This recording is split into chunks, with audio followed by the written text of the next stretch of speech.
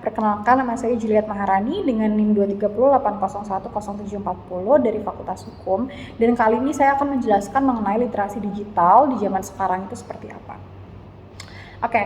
Mungkin bayangkan dunia tanpa internet, tanpa smartphone, tanpa media sosial. Betapa berbeda kehidupan kita dulu dibandingkan sekarang. Hari ini hampir setiap aspek hidup kita, mulai dari belajar, bekerja, bersosialisasi, bahkan mencari hiburan, itu terhubung dengan dunia digital. Kita hidup dalam ekosistem yang serba cepat, serba instan, dan serba terkoneksi. Namun, kecanggihan teknologi itu tidak selalu berbanding lurus dengan kedewasaan penggunanya. Kemudahan akses informasi itu tidak selalu membuat kita itu lebih bijak.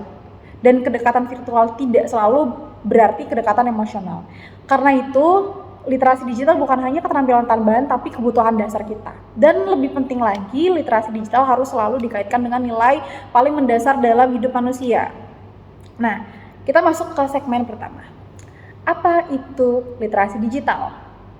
Nah, literasi digital itu sering disalahpahami. Banyak orang menganggap sekedar kemampuan memakai gadget atau internet. Padahal literasi digital adalah kemampuan berpikir dan bersikap dalam dunia digital. Nah, secara lengkap, literasi digital itu mencakup beberapa hal. Yang pertama, kompetensi teknis, itu seperti mengoperasikan perangkat, aplikasi, keamanan data, kemudian memanfaatkan teknologi baru seperti AI, cloud, dan tools digital lainnya. Kemudian ada kompetensi kognitif, itu contohnya kayak berpikir kritis, menganalisis informasi, kemudian memahami konteks serta memisahkan mana yang fakta dan mana yang opini. Kemudian ada kompetensi sosial dan etika. Nah, ini lebih ke bagaimana kita berkomunikasi, berinteraksi, menghargai orang lain, dan menjaga diri sendiri dalam ruang digital. Kemudian ada kompetensi kolaboratif dan kreatif, di mana ini seperti menciptakan konten, kemudian bekerja sama jarak jauh, atau memecahkan masalah menggunakan teknologi. Nah, tanpa seluruh elemen ini, seseorang itu dianggap belum melek lah ya secara digital gitu, belum melek digital secara utuh. Nah, kemudian kita akan memasuki mengenai revolusi digital dan dampaknya bagi manusia. Jadi revolusi digital itu membawa perubahan besar.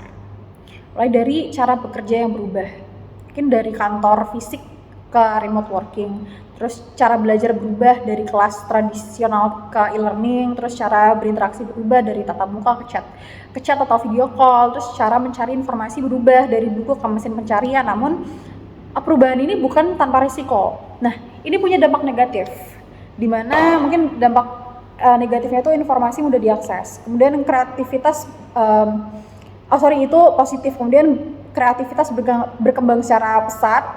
Kemudian kita mampu bersuara dengan ke publik dengan lantang. Kemudian dampak negatifnya itu ada informasi yang terlalu banyak menimbulkan kebingungan, terus berita palsu menyebar lebih cepat daripada kebenaran. Kemudian ruang digital itu bisa jadi tempat penyebaran kebencian. Nah, disinilah literasi digital itu berperan penting untuk memastikan teknologi membawa manfaat, bukan kerusakan. Nah, kemudian ketika kita membahas mengenai literasi digital, pasti ada tantangan utama di dunia digital itu sendiri. Nah, mari kita bahas mengenai tantangan-tantangan digital yang sering kita jumpain, tapi biasanya jarang lah ya untuk kita sadari. Nah, yang pertama itu ada hoax atau hoax dari misinformasi. Nah, ini informasi palsu itu biasanya menyebar ribuan kali lebih cepat karena sifat manusia yang suka hal mengejutkan dan sensasional. Nah, akibatnya apa? Pertama, ketegangan sosial meningkat, kemudian kepercayaan publik menurun. Nah, orang yang tidak bersalah itu bisa difitnah dan juga diserang. Nah, kemudian mungkin kita sering mendengar namanya cyberbullying, di mana banyak orang merasa berani berkata kasar saat bersembunyi di balik layar, padahal kata-kata digital itu bisa menyakiti hingga bertahun-tahun layar. Istilahnya bisa masuk ke hati. Nah, kasus cyberbullying itu tidak hanya terjadi pada anak-anak. Nah, orang dewasa pun bisa menjadi korbannya. Mungkin contohnya seperti selebriti atau pekerja, bahkan mahasiswa juga. Nah, kemudian ada ancaman privasi dan penyalahgunaan data. Data pribadi itu adalah aset paling berharga. Namun nggak banyak orang yang membagikannya tanpa sadar lah. Namun banyak orang membagikannya tanpa sadar. Mungkin kayak lokasi, foto, nomor telepon, atau kebiasaan online juga. Nah, data ini tuh bisa dipakai untuk penipuan. kemudian bisa untuk pencurian identitas atau hingga bisa dipakai untuk manipulasi politik juga. Kemudian ada toxic culture dalam media sosial, itu biasanya kecanduan validasi atau komentar body shaming, budaya cancel, dan konten provokatif yang menjadi hal yang normal sekarang. Nah, semua ini bentuk manusia yang lebih membentuk manusia yang lebih mudah marah, stres, iri, dan cenderung membandingkan diri sendiri dengan orang lain. Nah, kemudian ada kecanduan digital juga. Misal scrolling TikTok atau scrolling sosial media tanpa hentilah ya, gaming berlebihan dan konsumsi konten yang tidak sehat membuat kita sering kehilangan waktu, terus fokus atau bahkan realitasnya seperti apa. Nah, di tengah semua tantangan ini, nilai kemanusiaan itu menjadi seperti kompas moral yang harus kita pegang. Kemudian kita akan membahas mengenai literasi digital dalam perspektif kemanusiaan. Nah, literasi digital tanpa nilai kemanusiaan itu hanya akan menghasilkan manusia yang mahir teknologi tetapi miskin empati. Nah, mari kita bahas 3 nilai utama yang menjadi fondasi literasi digital yang humanis. Oke, mungkin yang pertama itu ada empati digital. Nah, empati digital ini berarti memahami bahwa setiap akun itu adalah manusia, mengibaratkan akun itu adalah manusia. Jadi seseorang bisa terlihat kuat secara online tetapi mungkin sedang rapuh di dunia nyata. Nah, empati digital itu mengajarkan kita bahwa kita itu tidak boleh mengolok-olok kekurangan orang, tidak boleh memprovokasi konflik dan memahami bahwa perbedaan pendapat itu adalah hal wajar. Jadi kita tidak boleh untuk memaksa orang lain untuk istilahnya membuka privasinya lah ya. Kemudian ada etika dan kesadaran moral. Jadi etika digital itu sama pentingnya dengan etika dalam kehidupan nyata. Nah, ini mencakup yang pertama itu ada menghargai karya orang lain, tidak mencuri konten, tidak menyebarkan informasi sensitif, kemudian juga menjaga bahasa dan kesopanan. Jadi tidak memanfaatkan anonimitas untuk berbuat jahat.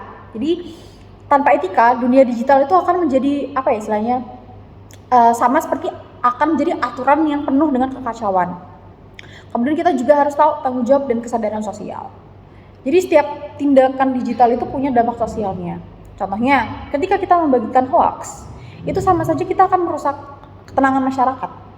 Kemudian menghina itu membuat orang depresi juga bisa. Kemudian menyebarkan foto pribadi tanpa izin, itu bisa merusak masa depan seseorang apabila kita tidak berhati-hati. Nah, kita itu adalah bagian dari komunitas digital dan komunitas hanya bisa sehat jika anggotanya bertanggung jawab, istilahnya seperti itulah ya. Kemudian kita akan memasuki bagaimana membangun sikap mental sehat di dunia digital. Nah, dunia digital itu mempengaruhi mental kita lebih kuat dari yang kita bayangkan, teman-teman. Nah, itu sebabnya literasi digital juga mencakup kemampuan untuk menjaga kesehatan mental. Nah, apa sih yang bisa kita lakukan? Yang pertama, mungkin kita bisa untuk membatasi waktu scroll agar tidak kecanduan ya. Mungkin kita harus memahami bahwa hidup orang lain di media sosial itu tidak 100% nyata. Berhenti membandingkan diri, terus juga konsumsi konten positif dan bukan provokatif. Dan berani memutus hubungan online yang toksik. Dan karena kesehatan mental itu adalah bagian penting dari literasi digital. Nah, kemudian literasi digital ini juga bukan teori yang teori yang kosong ya, teori yang abal-abal. Jadi literasi digital harus terlihat nyata dalam tindakan kita. Nah, contoh penerapannya seperti apa? Yang pertama, kita harus memeriksa fakta sebelum membagikan informasi. Kemudian menjaga sopan santun dalam berkomentar, menggunakan foto orang lain dengan izin, kemudian melaporkan akun penipu, pelecehan atau konten ekstrim. Nah, kemudian kita harus menghargai perbedaan pendapat tanpa menyerang dan mendukung. Mungkin kalau misalnya ada kampanye sesuatu ya itu apabila ada kampanye positif ya kita dukung. Nah, hal-hal kecil seperti itu bisa untuk menciptakan moral yang lebih baik lah ya. Nah, teknologi itu bukan lagi masa depan, tapi teknologi adalah kenyataan hari ini. Namun, betapa majunya teknologi, manusia tetaplah pusat dari segalanya. Jadi, jika literasi digital kita kuat dan nilai kemanusiaan tetap kita pegang, dunia digital itu bisa menjadi ruang yang aman, inklusif, dan penuh kebaikan. Jadi, mungkin mari kita gunakan teknologi untuk membangun, bukan merusak. Dan untuk menginspirasi, bukan menghina. Untuk membantu, bukan menyakiti. Karena di balik semua layar, yang tersisa pada akhirnya adalah nilai yang sama, yaitu kita semua adalah manusia. Baik, terima kasih sudah menonton. Mari menjadi pengguna digital yang beretika, bijak, dan penuh rasa kemanusiaan. Mungkin dari saya cukup. Wassalamualaikum warahmatullahi wabarakatuh. See you next time.